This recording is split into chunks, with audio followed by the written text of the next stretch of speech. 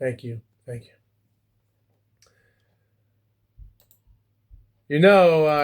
I would never go back, let's just say, go back 40 years in the future if I had to say that there's still a person that's still alive. When it comes to Don King Promotions and HBO, you can throw in a lot of gratitude of understanding what boxing was 40 years ago in the sport. From Mike Tyson defeating Trevor Berbick 1 month ago to having Tim Witherspoon taking on Tony Tubbs, only for that fight to be withdraw due to a shoulder injury. Now they're reporting out that Don King found a substitute opponent for Witherspoon's rival opponent, James Smith, Bone Crusher. Since Witherspoon defeated him a while back ago in a non-title fight. And even though there's information here, like Witherspoon stated that he didn't want to fight Smith, even though he was training for Tubbs. And for Smith, he was just met a year and a half when they fought, even though Witherspoon threatened to pull out of the match and threatened by King with legal actions in a week leading up to the fight with information-wise here. And what's even worse is that this was also around the time where Witherspoon finally defended a title for the first time. Like, after defeating Greg Page in 84, five and a half months later, lost against Pinkton Thomas, only to come out of nowhere, defeat Tony Tubbs back in 86 in January, only to go to the UK in Wembley Stadium to fight against Frank Bruno on July, live on promoter of Mike Barrett, Mikey Duff, and Butch Lewis, which I know him, and seeing how that fight got controversial due to the aftermath, because after Witherspoon won the fight, and even though online stated that Frank Bruno, former EBU champion, was granted about $1.1 million. And it also stated that Witherspoon, who got $900,000 for the fight, with a record of 25-2-17, all of that is a big, fat lie. Because Witherspoon put his entire body on the line, defended the belt, won by round 11 stoppage against Bruno, and with the fight generating millions of dollars and millions of views, with the total gate being that big, is crazy. And with all that being said, Tim Witherspoon got a total of $90,000 for the fight, because Don King gave him a nickel for his $900,000. So instead of giving him that amount of money, or even giving him half the money, he only gave him $90,000. Giving his son Carl King his cut. He had expensives, giving his cut. So yeah, and having that, Frank Bruno didn't get 1.1. He only got $900,000. So yeah, that is a little bit unusual to talk about, and understanding what HBO and everything else was going on at the time. So when you add all the ingredients up with Tim Witherspoon and this entirety of all craziness, you can tell that something is rotten in Denmark. We can all agree with that. But I don't want to get to that stuff yet until we get to the full information. Because there's more rotten things happening than just fighters throwing punches. And there's more to it. But before we get to that, let's talk about the entire show. As December the 12th, 1986, live in Madison Square Garden for that main event. Now, before we get to that, guys, let's try to find some Wrestling Observer newsletters. And the recent one I can find was on January the 5th, 1987. Stating the outlines with no major headlines as all of the major promotions took a Christmas break, Crockett is doing well, and the WWF is also doing a well, wherever they send Hogan anyway, and it seems they're in a clear winners of their territorial collapse that is going on. The correction from the last issue of 86, Dave Meltzer knocked the AWA for advertising Scott Hall when he no longer worked for them. But it turns out that, and again, Dave found out right after they sent the last week's issue out, it won't be for long, as it's expected WWF will pick him up. The Vern Gagne had said that Chicago newspaper Scott Hall, wouldn't be working for him anymore. So that right there says a lot of what was happening in the side of professional wrestling here. And by the way, here's something very interesting. Last week, Dave reported Andre versus Hogan would main event Mania. We know. That still looks likely at this point, but Andre's health has made this a lot less certain. He hasn't wrestled since he went to film a movie for The Princess Bride 4 months ago, which screwed up the Machine's angle in Japan. And Japanese reporters are calling his career they're done. If Andre can't return by mid-February to turn heel and jump Hogan, they'll have to consider an alternate main event. Dave will be surprised if they can pull off WrestleMania 3 this year. And if they can't do Hogan versus Andre, he's not sure they have a big enough main event to carry the show. So yeah, that right there was a little bit interesting when I first read the article at the time, which is also the reason why I'm trying to get to this show to talk about. But yeah, so yeah, of course at this moment, yes, Andre the Giant was almost peaking. He's almost turning into his 40s at the time. So talking about his health and such, it's kind of crazy how they even thought that Andre was ever going to continue wrestling for even 4 more years in the WWF until WrestleMania 6, which is even more shocking to say the least. So yeah, that right there was really crazy when I first heard the information about that, which is crazy. Really crazy to talk about. Oh yeah, and by the way, rest in peace to wow man, this is tough. So Mike Bellou, editor of Wrestling Eye magazine, died in a car accident this past week at the age of 27. Damn, I'm 27 years old and I'm still alive? Who knows when the time's gonna come to me. A recent issue caused the biggest stir in anything a magazine has stirred up in a long time. They did not expose the defined several industry terms. Dave says that he knows this will seem hypocritical and in poor taste. Well, yeah, you know about that. Again, still tough enough. And here's something interesting.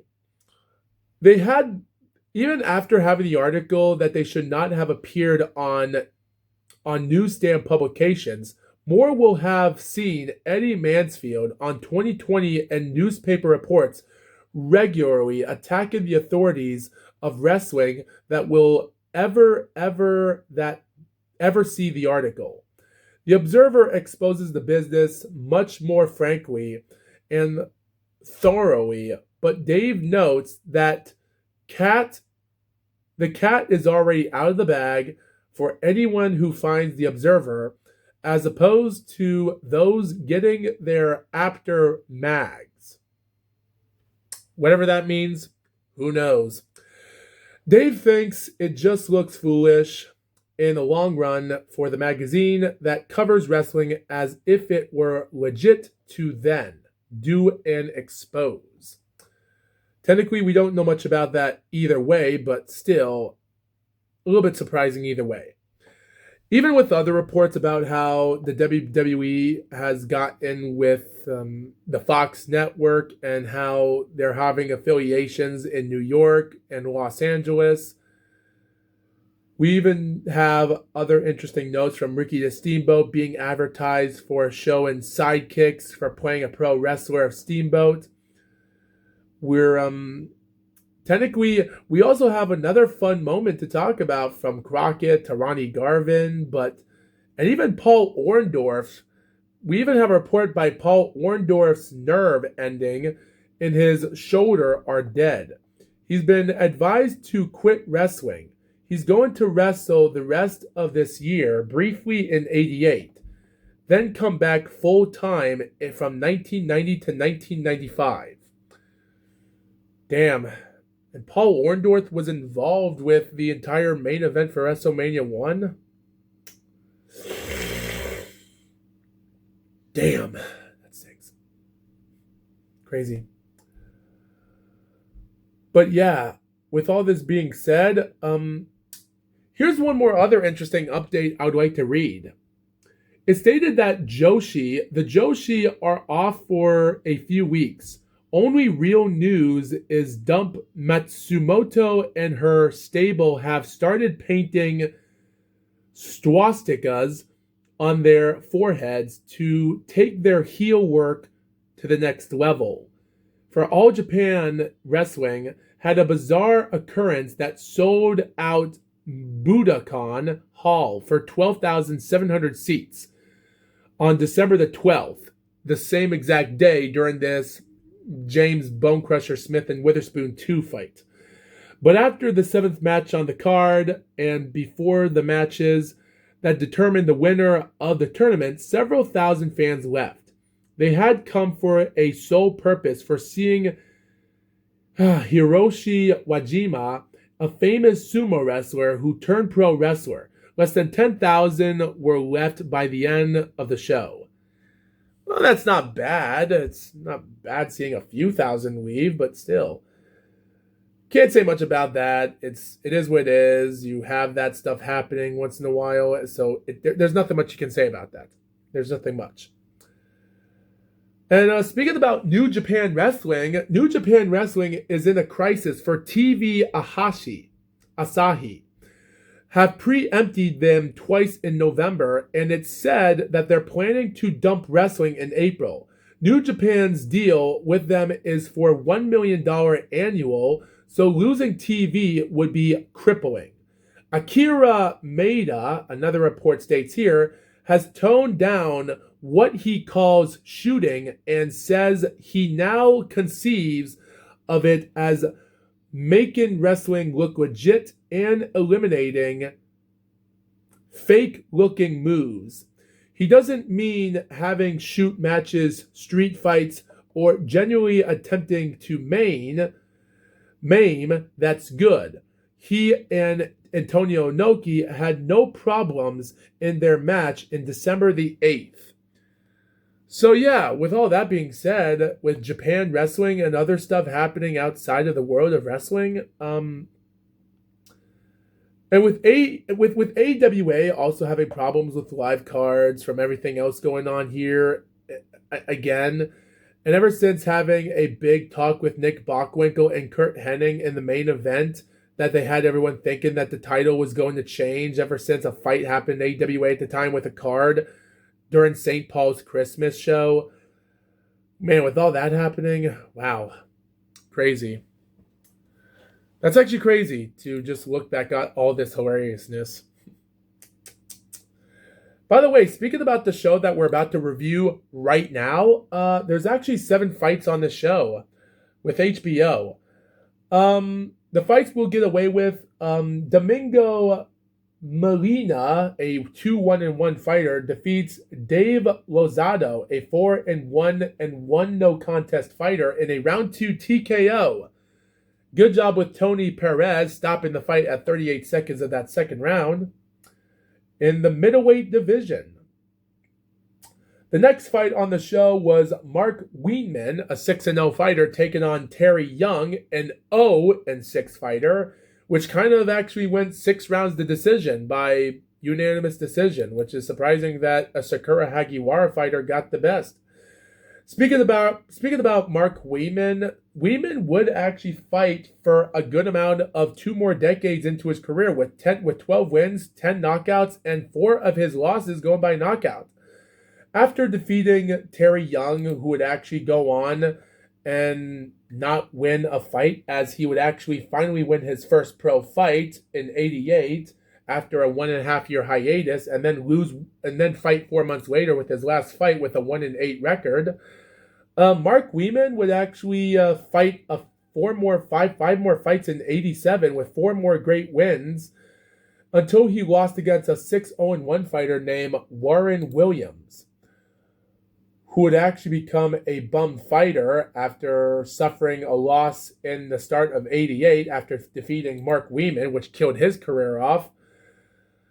And Mark Weeman would lose another fight by an 8-round TKO, just like a 7th-round TKO he lost 2 months ago against Williams. Warren Nelson would get him with a 4-4 record. And then 1991, Mark would come back, losing in the round 4 TKO loss, only to come out of retirement 21 years later in 2012 against a jobber with 11-30-2 record to win a round 2 knockout in his first win in over 25 years. So good enough for him.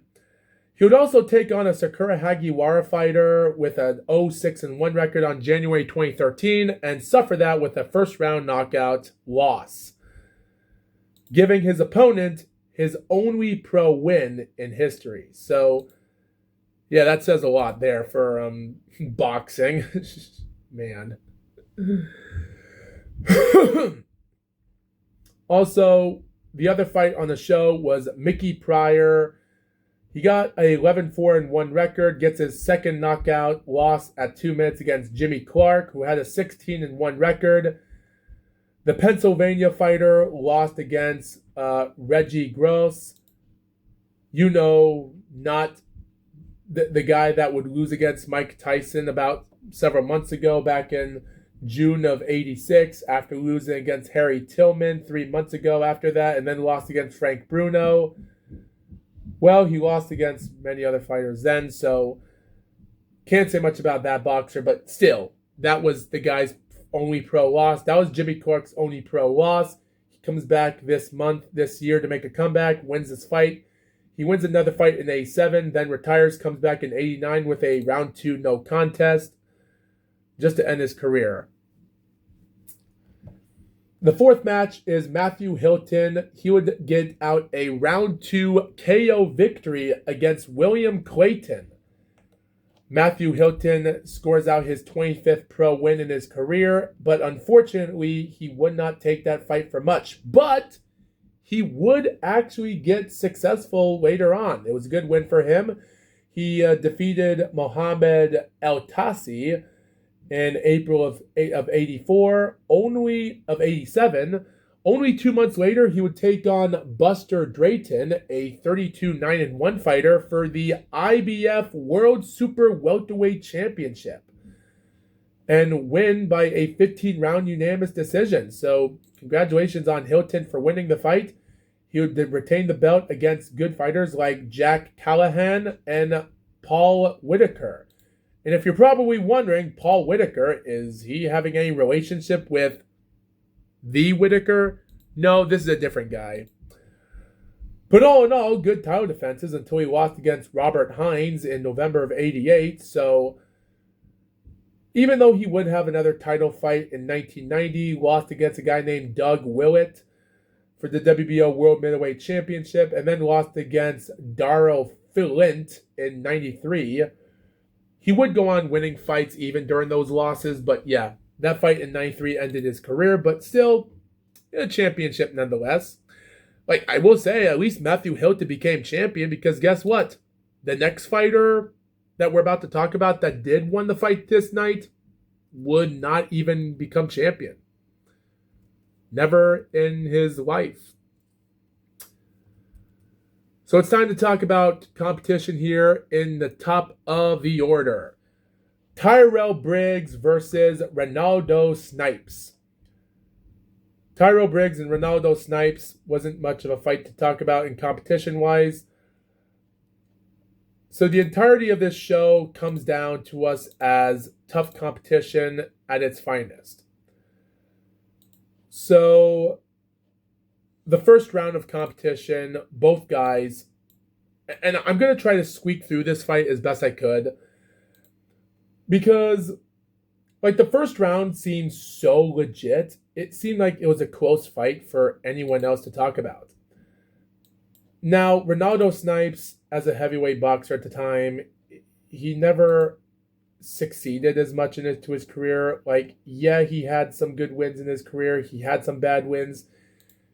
And he had decency, but again, there weren't a lot to it. He had some undefeated fighters early in his career, but again, there wasn't much to say that he was a legit contender. He fought in 78. He was doing a good job, and he even had an undefeated record in 81 until he fought against Larry Holmes back in November, and it was a good fight for him. He won a few rounds in the fight. It was just, he did score a knockout in Holmes in the 7th round and then got knocked out, lost in round 7 and round 11.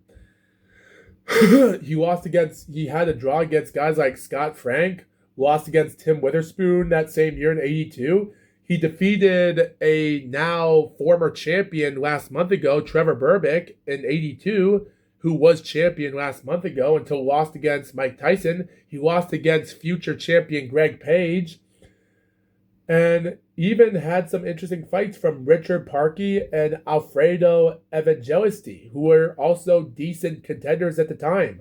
So Ronaldo Snipes was not much there anymore, and by the end of 84, he retired and came back in 86 to make a comeback, winning fighters such as Donnie Long last August. So Tyrell Briggs, this was just an interesting cherry pick fight for him, just to get him an opportunity to take a victory away and try to see what he could do. He defeated James Tillis, which was a great fight back in January of 86. So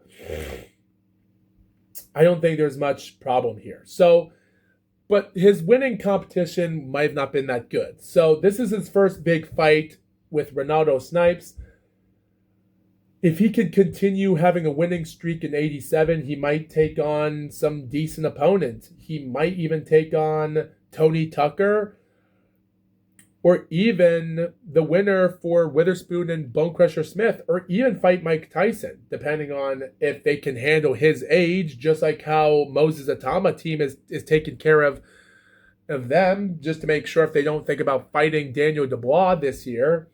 Who knows? But again, the fight didn't go out as planned for Tyrell. This would be his tough fight of today. The first round of competition came out as never before. The first round was so tough enough, you can say to yourself, nobody would have had a chance to win. So HBO Sports have already promoted on with other announcers with the world of boxing coming our way. And like I said before, this is already doubleheader. They already showed courtesy for recent fights happening today with new information. They already showed us footage of Mike Tyson and his WBC champion. And then they come out to great competition with live commentators. It's great that Larry Merchant is there. And Larry Merchant's hair is so slicked back with his brownness, his blonde hairness, and some of his black still right here on the side of his head is crazy. So with all that being said, he does point out interesting information about the politics of boxing and pointing out so much of the main event of major heavyweight fighters of the era, and talking about Mike Tyson on this show, that they have the two fighters talking about with a chance to cope with it from the Olympic Games, and that's what they're doing here today. And so competition-wise is going to be decent. And then the announcer turns to his right shoulder to see Sugar Ray Leonard, who is still retired from boxing, having his own words, talking about how Tyrell Briggs has the fact that he can carry into the ring tonight with pay-per-view basis, a natural left jab, and the movement of a good speeds of greatness. Don't forget about that. Everything else with the expectations to win the Olympic gold medal, to forget about everything else, he has a lot more to show. So technically, Merchant and Leonard already have their own meanings, so it's interesting enough. They already show us footage from each knockout and performance from each fighter. They show a guy with black hair and a big fat mustache having to talk about, and they go on forward. And I will say though, I love the win. I love that they show us the promo packages and videos. They show us a newspaper article of Briggs wins but is criticized. And I'm only gonna assume that was around the time when I guess I don't know what fight he won that criticized him. I don't know if it was the Robert Evans fight last October in the UK, Jeff Sims or something. I'm assuming they're talking about him and Jeff Sims back in March of '86 when Jeff Sims knocked out Briggs and suffered a broken a collarbone in the second round, but he managed to recover the fight for as much as he could. But again, I wasn't paying attention to it other than hearing the interesting articles. They even, I think there's also information about his other wins for the Olympics. I think they even criticized his win in the Olympic Games as well. They criticized for the boxer's ordeal for drugs and for the '84 Olympic Games and with everything going on. And I will say, though, the newspaper articles they're showing us and the promo packages are so crazy. They even have some underlines and other things such as February '85, this or that. Briggs recollects bout with drugs. In July of '86, they had reports of him involved in drugs. And to be honest, I didn't know anything about that. I did not know that, which is kind of crazy. And they even have other guys like George Kimball. I'm sure people don't know much of who George Kimball is, other than George Kimball is actually George Kimball is known for an American author and a decent type person of the Boston Herald. So he comes in and tries to explain stuff about this with problems with drugs and such. So yeah, with all that being said, how many newspaper articles do we have of sports today that has boxers on newspaper? I've been trying to find newspaper articles so much about it today that I don't know why the newspapers do not show us articles of boxing anymore, if rarely. So it does upset me that we don't have that as much in today's world because the packages are so different even before WWE standards became legit for doing that type of stuff. Because there is no Monday Night Raw. And Monday Night Raw and even Monday Nitro in WCW back in the day used to do, 2 weeks ago, the Big Show got slammed, body slam, suplex off the top rope by Brock Lesnar in SmackDown. A week later, this or that happened. Oh, unbelievable. Oh, Vince McMahon defeated a one-legged man in an arm wrestling competition. Oh, and the referee didn't see it. What the heck, man? Oh, and Vince McMahon got headbutted by him by accident. What a shoot. And they show Tyrell Briggs having his win against Tony Anthony, which happened in December, where he scored a first-round knockout at 2 minutes and 57 seconds during the end of the fight. So they're already trying to put out so much with Lou Duva and such, but with all this being said, the information-wise are so crazy. And then they show us information with Briggs taking on Rod Smith, who is known as Rodney Smith, last August, and then defeated Purcell Davis last September. And again, just like the collarbone incident and everything else. So yeah, Tyrell Briggs is in the controversy here. And just like I said, the guy with the big hair and big fat mustache is a guy named Phil Berger, I'll assume. What a weird style. Crazy. As for Ronaldo Snipes, they show footage of that as well with his wins and his losses and him coming back from boxing, and they see him sitting in the couch talking so much to what his goals are, but they might not come true. And the fight comes in 12 wins, 8 by knockout. And Ronaldo Snipes, 26 wins, 13 by knockout, 5 losses, and a draw. So the first round of the fight starts out dangerous with early jabs into the fight with both guys. And decency or not is interesting. By the way, the announcer is Ed Durain, the ring announcer that would be involved with this fight. So, with all that being said, they also have Tony Perez as the referee of the fight. Ronaldo Snipes comes in wearing just normal gray trunks. Tyrell Briggs in black trunks. He also has the letters TY in the front of his belt. He's wearing black. Ronaldo's wearing blue. The first round starts out with both guys in a 10-round bout, and it's a 10-round bout. And also back then, 10-point must-score systems were rare back then. They were barely growing over the year until it was going to change it to no 10 points. So back then, you only had to score 1 point for each round. So judging scores were a 1-point must system. But back then was tough. Like, it was 10-point must-score system. So I have to score it by not 10 points, but by 1 point for score. But still. And sometimes judges can give 1 round for both fighters or even never. So who knows?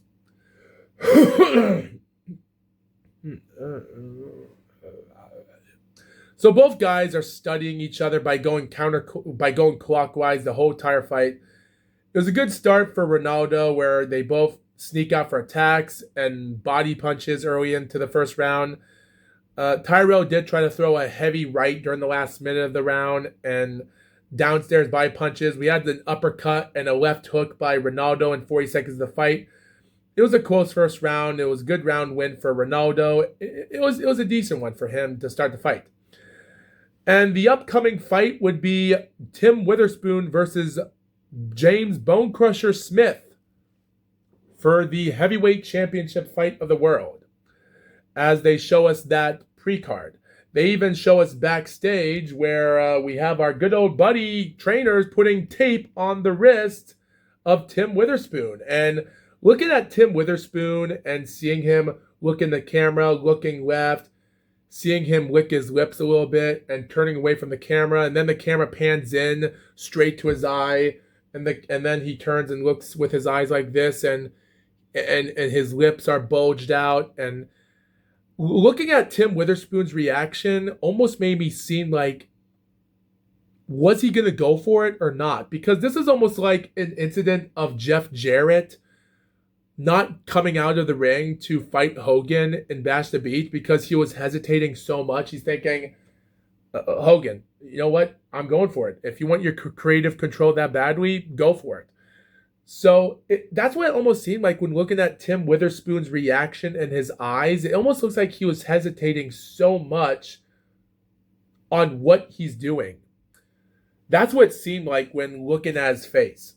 By the way, guys, there's also another fight on the show with Julio Cesar Chavez, who was 53-0, taking on Juan Laporte for the WBC World Super Featherweight Championship. I was going to talk about that fight first because these 2 main event heavyweight fights, but yet again, the fight wasn't that much to talk about because Juan was a 27-6 fighter, and even though Julio Cesar Chavez, before I talk about this heavyweight fight again, Julio Cesar Chavez had problems in the early part of the fight with Juan, when Juan dominated him in the first round, and then the second round came Julio. And even after round 3 and round 4 were favored rounds for Juan, Julio managed to come back stronger than ever from later 5, 6, and barely get round 7 done, round 8. And I got a phone call as we speak, so I'm going to have to come back later for that. And then come round 9, when it seemed like it was a close round for Juan. And even though the last few rounds were close enough, I thought Cesar Chavez had a close fight for what he was doing. So the judging scorecards had 114-113, 115-114, 117-112 for favoring Cesar Chavez, the win of that fight. And that's all I had to say about it. So again, there wasn't much to it about that fight. But it was a world title fight nevertheless. But again, it wasn't a serious opponent, so there was no need for me to review that fight. For now, I'm only talking about the heavyweight fight, so keep that in mind. Anyway, back to the Tyrell Briggs and Ronaldo Snipes fight. Again, the second round starts getting a lot better for Tyrell. He starts attacking early from downstairs to upstairs. He starts to get in the way for finding his groove and great movements. And back then, I love where professional boxers sometimes do this. And every time when a fighter is about to throw a punch, they start blocking the punch. It's crazy. Like sometimes Tyrell would go for upstairs and downstairs punches. Sometimes he'd go there, and sometimes he turns his glove like this to punch like that. Sometimes on Ronaldo, he goes like this and boom like that. And Ronaldo sometimes goes here. Like every time they try to throw a punch, sometimes Tyrell catches his punch with his left glove. It's such a rarity back today where some people don't do that as much. And sometimes when you do, there's not a lot of footage on YouTube to find boxers to do that anymore. So all in all, Tyrell was on the main of the entire of that cover of the fight.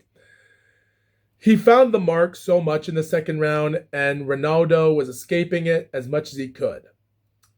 It was a good round for him in the second round, but the third round is where things got crazy. So they show out that Ronaldo Snipes threw out 90 punches and landed 20 of them in the second round, while Tyrell threw 119 and landed 59 punches through 2 rounds of fighting. Only this second round was a lot more clear than the first round, so I gave it to him in the second round. It was an easy round. And speaking about easy round, the third round was somewhat surprising, where Ronaldo can throw a heavy left, and he even studied up from throwing cross and power punches on Tyrell sometimes. The third round was pretty dangerous. Like Ronaldo was trying to punch from the equilibrium, throwing out hooks. Every time Tyrell tries to go for a punch downstairs, Ronaldo doesn't hesitate to throw a punch. Maybe he might hit him in the back of the head by accident once in a while. But again, Ronaldo was giving Tyrell a run for his money. He really was, because he was throwing decent punches. That is until the last minute of the third round, where both guys are hugging each other's heads. They're bumping, clashing, going for swing and misses. And then with only 15 seconds left of the third round, Ronaldo gets pushed to the back of the rope, and Tyrell uses his arms to push him back to the rope. He sets up a left, sets up a huge right, backs up Ronaldo again. He goes for a left uppercut, misses, only to connect with a right, and Ronaldo goes down. He gets back up so quickly around the count of 4 that I don't know why Ronaldo would ever do that. It seems like boxers would ever try to get back up because they want to prove their toughness and not think they would ever get hurt. But he was saved by the bell because the round did come to an end. It was a good round for Tyrell. And again, the worst was yet to come, because Tyrell, for some reason, was crazy. The knockout was pretty damn good. I'll give them credit for that. It was a good knockout punch. It was a clean. It was a good. He missed the left uppercut and connected with a heavy right power punch that sent his opponent down. So sometimes missing punches isn't that bad. It can mess your opponent up and connect another punch later. And that's how Alexander Usyk knocked out Daniel Dubois in his second fight during the end of the fight, where he missed a huge right and then set it up with a left and knocked down Daniel Dubois and took him out with a perfect punch. So it's decent for that in its meaning. The fourth round came in as somewhat of a break for Tyrell Briggs, because he decided to take a break. And for some reason, he gave Ronaldo some credit. He started throwing punches when we were about to come to the end of the first minute of the fourth round. He even tried to throw some uppercuts on Ronaldo. For some reason, why Tyrell thought taking the break was a good idea, because he was on a roll. But for reasons why he did that, we'll never know, because Ronaldo came into the fourth round, started throwing out some great crosses and punches, and he was throwing some heavy punches. He was, like, even though Ronaldo was a sloppy fighter, he was still connecting those punches like never before, while Tyrell was being on the defensive side of the fourth round. We don't know why he was taking it calmly in that fight and why he wasn't taking a lot of punches landed, but I think coming into this after that knockout, I think we can already tell that Tyrell Briggs was not going to be ready to become champion because it seemed like he was not ready. If he could not take out a guy that would lose against easy fighters back in 81 and 84, then how are you going to take on the best champions of Tim Witherspoon or even Tony Tucker or Mike Tyson for that matter? So I think this was the problem for Tyrell Briggs, is that his Olympic gold medal was over the edge for all of the wrong reasons. Just like Audrey Harrison, just like Tony Yoka, because those boxers were great gold medalists. But for some reason, it seemed like they weren't going to be decent when it came down to being in the pros. So just like Bekadir Jalilov, is he going down next? Who knows? And because at the end of the day, I do find that problematic. So coming into the fourth round, it was a good win for I actually did give that round to Snipes, but the Letterman scorecard gave all 4 rounds for Briggs. And like I said, it's not a 10-point must-score system. It's a 1-point must-score system. So one guy gets 1, the other guy gets 0. He gave all 4 rounds to Briggs. For reasons why he gave Tyrell Briggs all 4 rounds in the fight, we'll never know because I really thought the first fight was good. Oh yeah, and by the way, as before coming into the 5th round, they say coming up will be Berbick versus Mike Tyson. Again, this is December the 12th, 1986. So that makes 0 sense because the Mike Tyson Trevor Berbick fight happened a lot sooner than it did because, like, let me look this up one more time. Where's that fight? Yeah, the fight happened on November the 22nd, about almost 3 weeks ago. So why did it say coming up next is Mike Tyson, Trevor Berbick? That I don't know why they did that. So anyway, coming into the 5th round was a close round for both.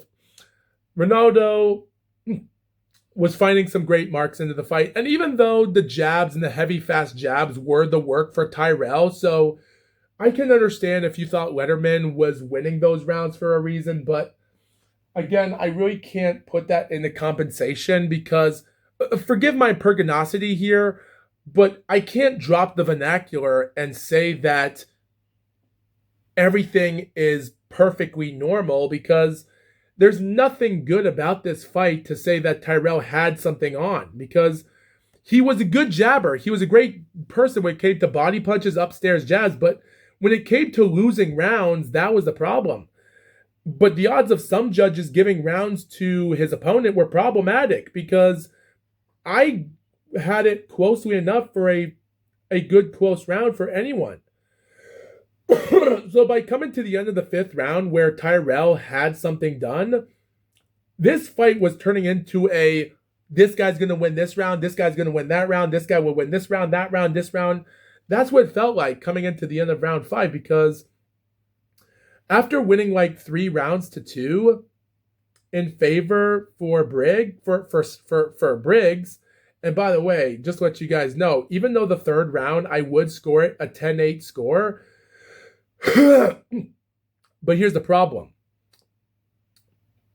Because this is a 1-point must-score system in boxing, meaning that one fighter can come in, he scores a knockout in the 3rd round, but if Ronaldo Snipe wins 5 rounds and Tyrell wins 5 of the other rounds, including the 1-round knockout, that doesn't mean you're going to get another point. It's only going to be a 1 point, which means if we go to 10 rounds and the score is going to be even 5-5, it's not going to be like, oh, that guy, it's a score of 5-4. No, it's not like that. We don't give a should we minus 1 point for the fighter that got knocked down? Yeah, that should be. So it goes to show you how controversial the scores would have been, which is why the 10-point must-score system was an actual thing today in today's world, because if a person wins 5 rounds and the other person won 5 rounds, but that person scored a knockout on you, which means he gets a 10-8, that means the score would be 95-94. But in these 1-point must-score systems, if it was the complete opposite, I score a knockout on you, but you did it winning 5 rounds on me and I won 5 rounds on you, but I scored a knockout in one of those rounds on you, the score would be 5-5 apiece and the fight would end in a draw. So that makes understanding why the fights were that problematic. So it's a great thing they got rid of the system and got the 10-point must score system in, because it's better than it is today. Back then was tough. So Tyrell Briggs doesn't get a lot of perfect offensive in. Like, he does get the 5th round in, barely. Ronaldo is still putting in a huge show performance into this 6th round. And I'll be honest, though, he's doing a good job in the entirety of the fight. He's doing a good job. He's finding the leverage like no other fighter is doing, and he's putting in the work. Again, body punches, upstairs, downstairs, it doesn't matter. Uppercuts from Tyrell, fast jabs, bodies, and hooks and crosses for Ronaldo. They're putting on every single performance they are. The 6th round was a pretty close round for anyone to win the fight, and I thought Ronaldo was a close enough round for him to win that fight. He did end the round quickly by the last seconds of the 6th round, so I gave it to him at the end of the round. But again, the fight was turning into a closeness. And then again, coming up will be the Tim Witherspoon and James Smith fight. They show us backstage that James Smith, with his eyes bulging like this, almost like he has a bruise here on his right eye. But then we get back to the fight. Again, I really thought James Smith's eye was actually hurt, because he did have some weird bruises right here when they showed this footage backstage of him getting ready for the fight. But who knows? So the 7th round comes in, and this was a pretty good dominant round for anyone. As said before, a good 10-round dominant fight here. And all in all, it's an entertaining fight for what it is. This fight went by so fast that you could say this went by a lot faster than the Cesar Chavez fight that night, which was crazy enough, because that was a 12-round fight. I think it was a 12-round fight. Yes, 12-round fight. Okay, that's actually a little bit more confusing. So the Tyrell Briggs and Snipes fight is a 10-round fight. Cesar Chavez and his WBC super featherweight fight this same night was a 12-round fight. And this James Bone Crusher Smith and this Tim Witherspoon Terrible Tim fight was a 15-round fight. That just goes to show you that boxing is changing, because of the South Korean boxer that got killed by Ray Mancini by accident several years ago. So yeah, back to the fight. The 7th round came back positive for Tyrell to be a positive fighter. Again, Ronaldo, even though Ronaldo was throwing out heavy crosses, knocking back Tyrell, and Tyrell, both of them were exchanging punches in the 7th round, that it was a decent round for both. Tyrell did start off the round easily in the beginning part of the fight, and both were colliding to each other like never before. It was a pretty good round for Tyrell, and during the last 20 seconds of the fight were crazy. Because he throws a body punch, he throws another, he sets up a right, then he pushes Ronaldo to the ropes. Ronaldo backs away, and as he does it, Tyrell throws this huge baseball swing left, completely misses Ronaldo by inches, and he almost lost his balance. Similar to like how Deontay Wilder throwed 3 wild punches on Arthur Spilka in the end of the 8th round, where he threw wham, and then boom this, and then he bam that, and then he fell to one knee on the canvas from a slip because of it, because he was throwing wild punches like a maniac. That's what that punch seemed like, seeing in the last 15 seconds of the 7th round, when Tyrell just missed the punch completely and set it up with another perfect right punch later, and now my shoulder just got popped for a horrible reason. I think I almost dislocated my left shoulder for doing that. But all in all, it was a good round for Tyrell. And for some reason, it's crazy. So Letterman gave the 6th round to Snipes, but the other round for Biggs, which, fair enough. We come into the 8th round of the fight, and again, they do show us replays of Tyrell getting stuck. And there was a moment where they show the perfect left hook that connected to the equilibrium of Snipes' equilibrium. in that round, which was a pretty good punch from a top down angle. We come to round 8, where another close round comes in for anyone else into the fight. Both guys are getting a little bit tired here, but they are going for it. These are the championship rounds. And Tyrell and Ronaldo both tired themselves out in the first minute, but they do set themselves up as best they could from each of counters, from multitude of power punch combinations. Tyrell gets pushed to the ropes with only not even a minute and a half into the fight, and he would even get stuck to the ropes for a good amount of time to a neutral corner for about a good amount of time in the fight. And then they would even get shoved to another corner in the other side of the ring, on the other side of the other corner. So this round was mostly them getting shoving Tyrell to the corner until the end of the round. There was nothing much entertaining about the 8th round, but again, I thought Ronaldo had that round won again. And at this moment, the rounds are 4-4 apiece at this moment. Heads and mostly some injuries from back heads here for mostly Ronaldo. Face to bruises, but again, not a lot of danger has come. And after 8 rounds of boxing, Tyrell has already thrown 443 punches with 235 landed, favored for him. So technically, he seemed like he's the favorite to go forward, while Ronaldo has only landed 108 out of 430 punches in the fight. So, yeah, 443 punches thrown for Tyrell and 430 for Ronaldo. Like Tyrell has thrown 13 punches more than Ronaldo. So the odds of some of those rounds that I gave to Ronaldo might have not been 1 rounds for Tyrell, which kind of confused me because I thought he landed more punches than some other rounds. But it just goes to show you that's how hard it is to judge these fights. So the 9th round was probably a really good round for Tyrell. And again, he was in there. They finally got their energy back into the 9th round, throwing in everything they could lay their hands on, no matter what the cause is. And again, it was a pretty good fight.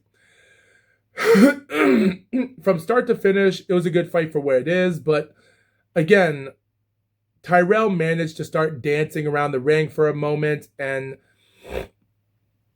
but after the halfway mark, with mostly him and Ronaldo missing punches, and Tyrell managing to set up some good clean punches.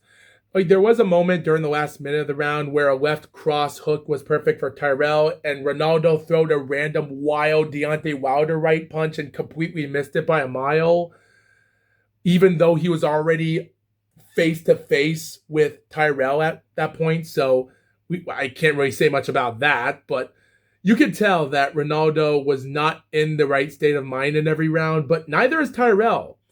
He would try to set up some heavy punches in the final minute of the 9th round, but then Tyrell comes in, throws some wild punches to back up Ronaldo in the final seconds of the 9th round, only to come into the 10th and final round, winning the fights easily, so he can actually try to take in the win.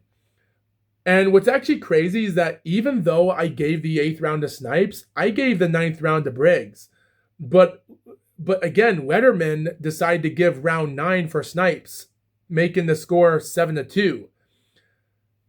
Again, I'm a little bit surprised by that because I thought Tyrell did better in that 9th round, so who knows.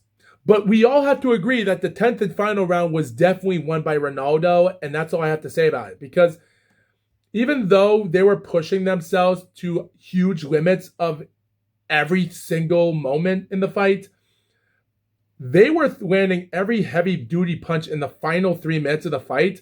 And even though during the halfway mark, Tyrell did try to shove Ronaldo back to the ropes, but failed, only to have him and everyone else push each other from rope to rope because Ronaldo would shove Tyrell to the ropes and then Tyrell would try to get out of the ropes and then get some heavy uppercuts and wild punches in the final minute.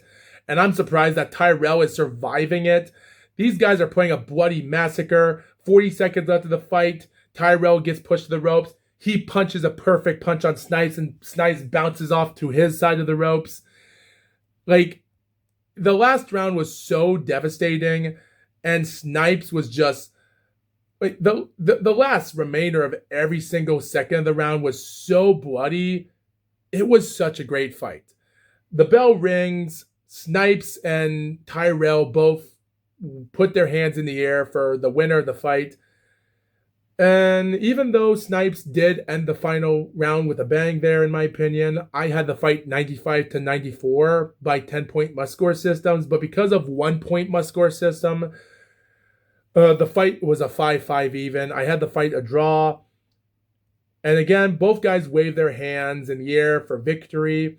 And and it would have been possible if I would have given the fight 6-4 for Tyrell, because Tyrell barely did had some rounds from the 6th and 8th round that would have been easy winning rounds for him, in my opinion. Maybe the 8th round would have been a close round for him, which I would have almost thought Letterman might have, in my opinion, because it is possible that the 8th round would have been a round for Tyrell, and maybe as well as the 5th round and the 6th round as well. So it could be possible that the scores would have been possible. With only 300 punches out of 571 landed for Briggs by a 53%, 541 and 141 punches landed at 29% for Snipes, it was a good fight for both. But of course, the scorecards read it. And even though Snipes was the final round in the 10th for Letterman, so he did give rounds 6, 9, and 10, I had it 1, 4, 6, 8, and 10 for Snipes. So, but again, it would have been possible. Maybe the first round and the 8th round were maybe rounds for Tyrell, depending on the toughness. So he was a more aggressor of the fight in those rounds. So I could almost honestly say he did win the fight. Of course, 2 of the judges had it 7-3, and the third judge had it 6-5. Okay. So technically, one of the rounds was a 1-1 for the... I don't know. I really don't know. All we know is the fight was announced as unanimous decision. Tyrell Briggs is the winner of the fight, and that's all I have to say about that. It was a good win. Don't get me wrong. It was a good win for the competition here, and mostly for who was inside the ring at the time. Witherspoon and James Bonecrusher Smith would be one moment to be talked about for anyone else to talk about.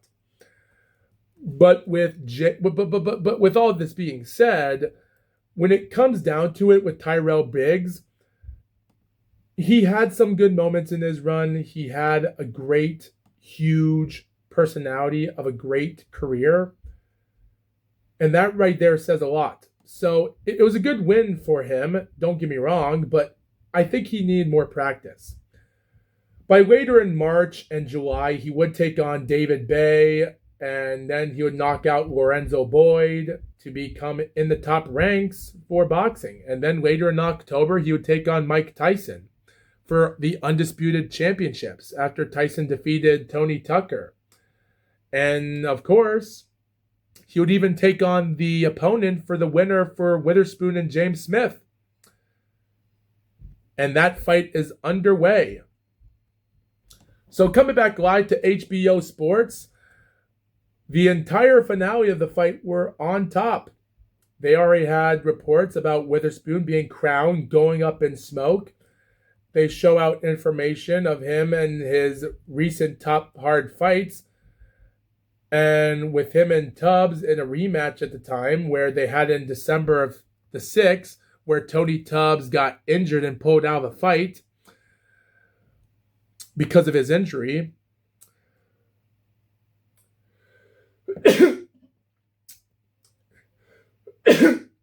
And then we see Don King and the mic on press conference where they stated that they are going to have a fight. And then they decide to rematch with him and James Bonecrusher Smith. So, as said before, this is where competition gets controversial. This is where it gets the worst by any means necessary. Like, don't get me wrong, talking about the entirety of the whole main event undercard going on here for the WBA Heavyweight Championship. This is a 15-round bout. And with all the professional fighters going on in close ranges of fighting here, this fight right here solidified as a huge bum of a controversial fight here that I just can't understand. So they show us the heavyweight title fights in the Garden, which showed June 22nd, 1997, when Larry Holmes defeated Mike Weaver. And then months later in September, well, a couple years ago, on September of 77, Ernie Shavers fought against Muhammad Ali. Ali won that fight. Joe Frazier versus Ali in March 71. Frazier won. And just like the Jerry Corey fight in June of 69, also by Frazier in a round 7 KO. So that right there says a lot to it to be done. But the real thing is, they did have their own talks about it. They showed up the great pressure for everyone else here. They've already put out huge amounts of heavy dutiness into the boxing world. With Tim Witherspoon as a 2-time heavyweight champion at this moment, is trying to become the star in boxing. He even has talks with President Spencer Jeremy Dresses of Spencer Alpern, and they had their own commentation. And then we have other executives on talks about Witherspoon and such. And then we get into the show, and Larry Merchant has his own talks about anything else that could be involved in the sport of boxing here for the favorite, and so much of the rematch, and how Tim Witherspoon defeated Smith the last time they fought in the ring together. And like I said before, the entirety was this. So James Smith lost against Witherspoon in a dominated 12-round fight back in June of 85 for the North American Boxing Federation Heavyweight Championship, where Witherspoon retained that belt. They come in 85 to win a couple more fights by knockouts, and 4th round against nobody, went to the UK to win. So that right there says a lot. Bonecrusher Smith, on the other hand, has been trying to build up his legacy after his Holmes loss and his Tony Tubbs fight in 85.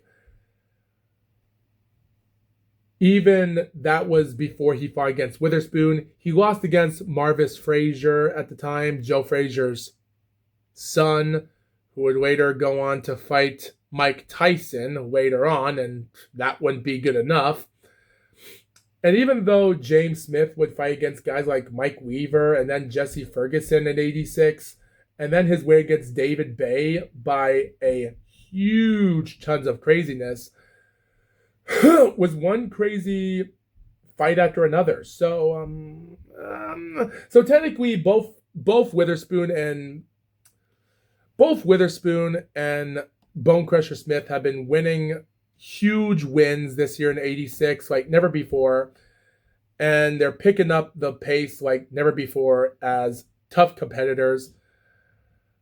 Eyeing out with Witherspoon as the opponent for their rematch here. They've already pointed out that this could be a great tough fight for competition as we speak. So as the number 9 contender in the WBA with 18 wins, 13 knockouts, and 5 professional losses, Bonecrusher Smith was mostly a replacement for the fight of competition, and that's what they're doing here. And again, they already had these other talks for Don King, and then they had a guy named Dennis Richard, the lawyer for Witherspoon, which I find funny because Don King, unauthorized, stated that Witherspoon said that if they had to sign contracts, that they couldn't do that if they had to send a lawyer in, because if they do, then don't come. That's what Witherspoon said to the unauthorized interviewers on Unauthorized. about the information about that. That they like if they had said bring in the lawyer to talk about the contract, then don't come. So it just goes to show you how corrupted boxing was then. So 25 wins, 2 losses, 17 knockouts. This fight right here is so crazy. Witherspoon at 28 years old, 31-year-old Bone Crusher Smith, 1 inch taller than Witherspoon at 6'4", 233 to 228. Witherspoon is better than him. But with Witherspoon being a 77 reach advantage with an 82 reach advantage for Bone Crusher Smith, made me realize how did he even lose the dominated 12-round fight a couple years ago. So yeah, the average punches they have thrown and landed are mostly for Witherspoon's 45 to 26 and 48 to 8 for Witherspoon. So so that right there says a lot for who's favored in the fight. But when it comes to jabs, that's Bone Crusher Smith. Both Smith and Witherspoon can throw 24 punches and average jabs in their fights. 15 to 3 for Smith, winning that in total. So here's something I find really funny. So it does say here that the WBA rules do have this. They have a 10-point must-score system in this fight, but that's not going to matter. A mandatory 8 count, saved by the bell in the last round only, no 3 knockdown rule in effect, ring doctor can't stop the fight. No 3 knockdown rule. Just keep that in mind. No 3 knockdown rule. So technically, there is a no 3 knockdown rule in 1986 in WBA, which might make sense in 2022 when Kevin Lorana knocked down Daniel Dubois 3 times in the first round. Even though, yeah, I'm sure there was no 3 knockdown rule, but people do say that there is a 3 knockdown rule in the WBA. Just saying. But maybe they didn't. But people say they do. But in 1986, in this title fight, there isn't. So that's not going to play an effect in this fight. Depends. So the story of this is that after Witherspoon got cheated out for getting $90,000 from the Frank Bruno fight in the UK several months ago, and with his purse bid, because it states here that with purses higher than ever, because I can't find the purse bid of how much money they got in this fight. But again, I can't tell. Who knows? I can't tell. Oh, and by the way, the referee's name is Luis Rivera, the referee of the fight, by the way, so he'll be involved with this fight. So the story of this fight that they signed, so here's the story of this. Smith entered the fight at 16.5 pound lighter than his previous bout months prior to the fight with his Mitch Green fight, training for $35,000 for the fight. Shortly after, they had a title shot and a payday for $230,000 with the bout announced for Smith to had over 50% of promotional contract over Carl King. Carl King is the son of Don King. With the attendance of only 5,042 people came out to watch this fight out of 17,000 people, which is not better than how New Japan Wrestling had over 17 or 10,000 people watching the fight on New Japan Wrestling around the time until the main event came and a lot of fans left. But still, that is ridiculous. Among the attendants was Mike Tyson, who after the fight referred to it as a wonderful punching performance. How good was this fight? Well, here's the thing. This fight was also part of the HBO's heavyweight title unification tournament, as said before, for a tournament for who undisputed champion is. So we don't have to say much about it.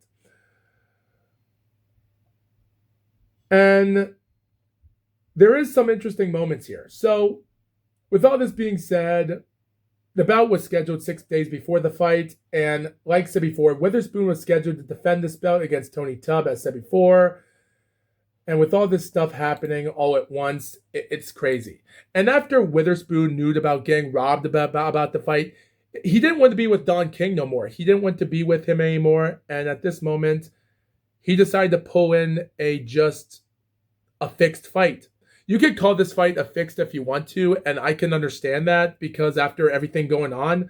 So Witherspoon and and Smith are looking at each other, and both the referee tells them to touch up gloves, and as he does it, I'm looking at Witherspoon's face. Witherspoon turns his back away from his group, looking back forward, and he's praying, doing everything, thinking what he should do at this moment. In his career, he only has 5 knockouts in the first round, while Bone Crusher Smith only has 1 knockout in the first round in his entire career at this moment. Change that.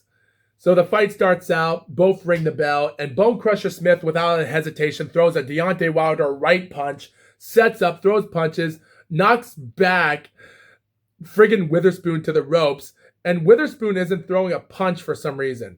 And we're going for left, right, left punches, upstairs, dodge, under, going under. Witherspoon is on the defensive side the entire time, and Bone Crusher is throwing everything at him.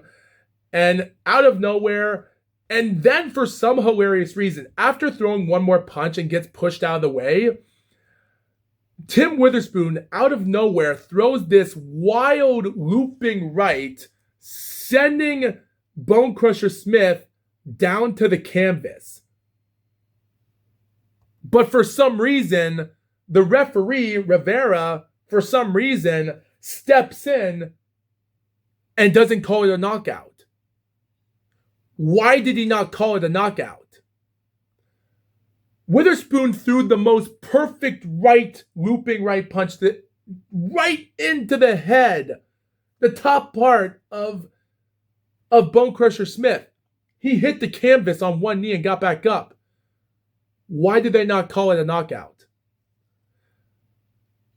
We'll never know. It's so bad. So seconds later on, it comes out closely, and then 45 seconds into the fight, Bone Crusher throws out a wild punch, and Witherspoon loses his buckled legs, bounces off to the ropes, and goes to a corner, to the blue corner of the ring on Bone Crusher's side. And we get some right punches, heavy-duty craziness. By the way, Witherspoon is wearing white trunks and red for Bone Crusher. And then he pushes Witherspoon straight to the rope, pushes out with a left, and then throws a right. He puts him down the canvas at 1 minute and 50 seconds left of the first round, and that counts as a knockout.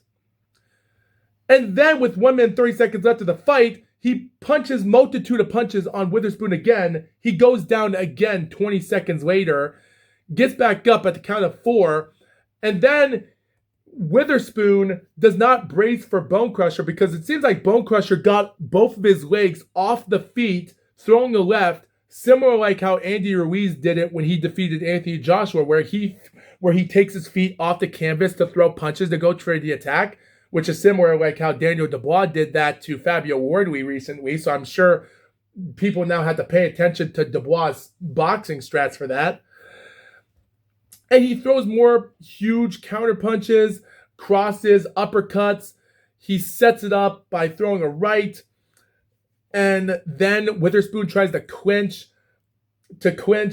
Bone Crusher, but fails to do so, only for Smith to throw more rights and lefts to bring down Witherspoon for a third time with 2 minutes and 12 seconds in the first round.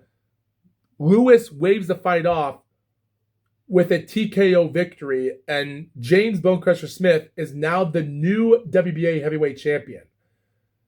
Not for long, because later in March, Mike Tyson would beat his brains out to win that fight in 12 rounds, only for Mike Tyson to defeat him. Crazy. Like, all I could say is, and you know what? I'm not going to get into the interview or stuff like that because the interview, even the backstage reporters are shocked. Like, even friggin' Sugar Ray Leonard is here. Harold Letterman off the status. Like, everyone is surprised by the outcome. They can't believe what they just saw. Like even Sugar Ray Leonard isn't even doing nothing. Like, both guys are talking to him from his left and right shoulder, and he has nothing to say. It's crazy. And Larry Merchant even talks to the referee so much, and even talking to him about, I just can't get into it. Still, the Larry Merchant has a talk with the referee. You guys listen to the interview when he talked to the referee because I'm done talking for now. They have their own conversations outside the ring for a moment, and then our announcer talks to Sugar Ray. They interview James Bonecrusher Smith, and as they do it, Mike Tyson comes into the commentary booth next to Sugar Ray Leonard, both sitting on the commentary talking about the outcome of this fight. And it's ridiculous.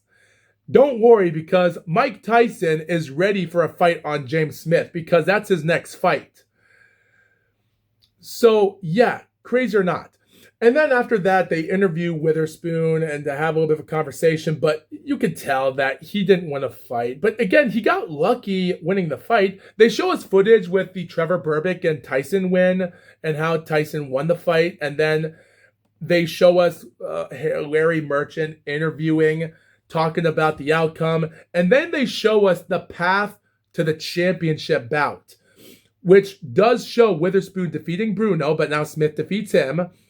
Berbick defeated Thomas for the WBC belt, and Tyson defeated him. Michael Spinks defeated Larry Holmes, and then Spinks defeated another guy named Tangsdestad. And now Spinks is in the world of the championship right now. Unfortunately, Smith and so technically they're already having a fight for it because Spinks is IBF champion, vacated the belt. But guess what? He vacates the belt later on against another fighter he fight against, even after having a rematch with Larry Holmes. And so he takes on Jerry Cooney to win. It would take him over a year later until 87 to have one other win, only for Mike Tyson to take on the new IBF champion, which is Tony Tucker. And then later in July of 88 is when Michael Spinks and Mike Tyson will have a fight, and Tyson would defeat him. So this tournament was crazy to see how James Smith won this fight. But again, I just can't condone on this. So the show comes to an end with the inside with Sugar Ray Leonard and our announcer buddy saying, see you later, what's going to happen, this or that, that's it, show's over. Like, you guys get to watch the interviews for yourself because I don't want to get into all that because I'm tired already from the start. All in all, it was a great win, great performance by a good fighter, and that's all I have to say about it. But again, James Smith didn't deserve to be a champion. It was just luck because of the Don King promotion. And with all that being said, Tim Witherspoon would be out promotion. He would never fight another top 10 opponent. And even with his last 12 fights is when they would have conversation with Don King and such during the unauthorized documentary about several years later in 91.